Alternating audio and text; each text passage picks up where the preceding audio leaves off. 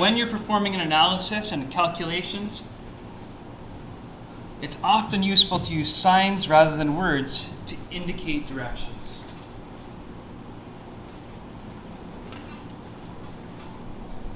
So for example, if I'm talking about having some sort of I'm going to introduce a new word here, velocity. If I'm talking about the velocity of something, we can use those words, right? To sort of have an idea that it's somehow similar to speed, but I'll make some indication as to how it's different in a little bit. But if we had the velocity of something, and somebody told me that the velocity of an object is 10 meters per second backwards. Notice the square brackets indicating direction. We said before that backward was going to be negative.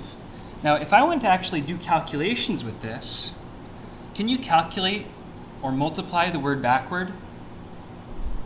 Not really. I mean, it's ridiculous, right? So instead, it's useful to replace the word with the symbol, negative, with the sign rather, negative. Because if somehow I want to add velocities, or maybe multiply something with this velocity, I can't multiply a word. I can multiply a sign though, right? Another thing might be, what if I had a change in position? Change in position, we said D with an arrow is position. D with an arrow and a change in symbol, the delta, change of position, is called displacement.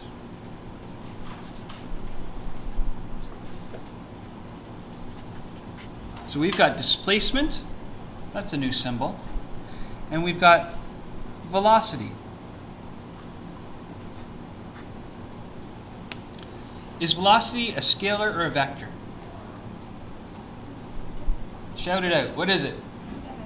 It's a vector, absolutely. It's got a direction. Just looking at the symbol, before I even write anything in terms of values for this displacement, is it a scalar or a vector? Just based on looking at the variable. Yeah, it is a vector. How do you know it's a vector? Raise your hand if you can. Yes, sir. Just direction and the magnitude.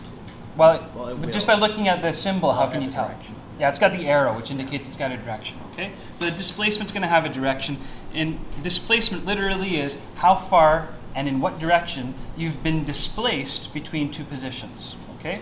So if I was talking about being on a map, and I wanted to go from one spot to another spot, the displacement is represented by this dotted line. If somebody wanted to know what distance you traveled to get from one dot to another, well, that kind of depends on the path you take. You know, like when you go home tonight from school, you're not going to go in a straight line from school to your house probably, right? Unless you live right on the same street as the school. You're probably going to, go down the street, turn another corner, and eventually you'll get to your house. And if you measure out the lengths of each of those segments, which is going to be greater?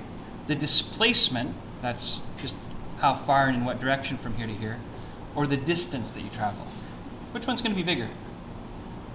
Yeah? Yeah, the distance. You're going to travel a further distance, or a larger number of meters in terms of your distance than you are in terms of your displacement. And some people, my physics teacher when I was a kid, when I was young, talked about displacement as being a measure of how far you are away from where you started as the crow flies. And what he meant by that was that crows get to fly in a straight line, whereas we people on the street, we got to walk the sidewalks, drive the street, that sort of thing. So as the crow flies, and with a direction. And again, we'll get more into how to measure directions and indicate angled directions in the future. Yeah? So like the red is like the displacement? The red here is the distance that I travel. It's my actual path. The displacement, I've used the wrong color. But with the arrow is that bit. Okay? And people might talk about this bit here being distance 1, this bit here being distance 2, and then we'd have distance 3 and distance 4. And if I wanted to find out my total distance, I'd add up distance 1, 2, 3, and 4. But my displacement is just that one straight shot. Yeah? But the sign changes from distance to distance. It's the arrow, yeah. Yeah, but the way that I find the two values is tremendously different, right? Like this is mapping out every little step along the way, whereas this is just the straight shot from start to finish. Okay? So we're throwing out a few terms here. If I had a displacement of 5.0 meters up, how would I have to rewrite that likely if I was going to do some calculations with that value? How would you rewrite it based on the reference frame that we used earlier? Yeah. Would up have a positive value? Yeah, we said it was going to be positive earlier. So we just say positive 5.0 meters. And when you're writing out your givens, yeah, you should write the positives. And if I said that I'm going to have an acceleration, here's a new one. Acceleration is the rate at which things get faster or slower, the rate at which they change speed. And we said that the units for this guy were meters per second, or you can write meters per second squared. Let's say that we had an acceleration of 9.81 meters per second. So every second that goes by, this thing's speed is going to change by 9.8 meters per second. Let's say there's an acceleration of 9.81 meters per second down. And we could actually write this as 9.81 meters per second squared, because meters per second and meters per second squared are equivalent ways to say the same thing. If it's going down, though, is that positive or negative? According to the way we defined the reference frame earlier. Yeah. Well, it's speeding up, so it's not slowing down, so that should still be a positive, shouldn't it? Well, see, that's the thing. If I drop something from a standstill, let's say I take a ball, here's a cliff, and I drop that ball, and let's say that ball happens to have this acceleration, and every second that goes by, it picks up 9.81 meters per second. After 1 second, how fast is it going to go? 9.81. So 1 second later, it's going to be going at 9.81 meters per second. How about 2 seconds later? 19.62, right? 2 seconds later, it's going twice as fast, 19.62 meters per second. And so if it's accelerating downwards, it's getting faster and faster downwards. But what direction is the velocity in? Always down, right? So negative. What about this? What if I initially took the same ball and I threw it upwards? And let's say I threw it initially with a velocity of 9.81 meters per second, sorry, 19.62 meters per second.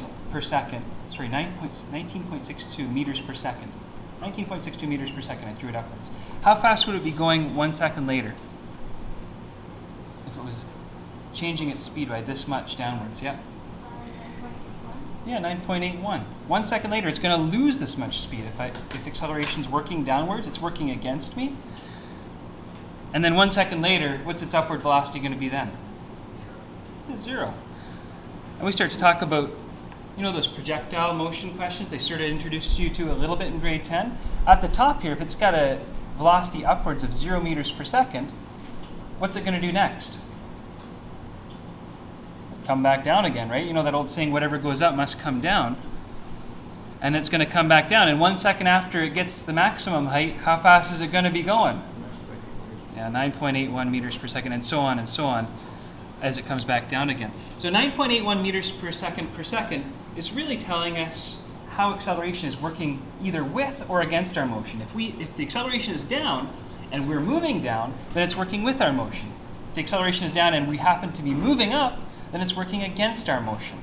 In either case, though, it is working downwards. And so we say it has a negative sign associated with it. Yeah? So deceleration would just be When acceleration is working against your motion.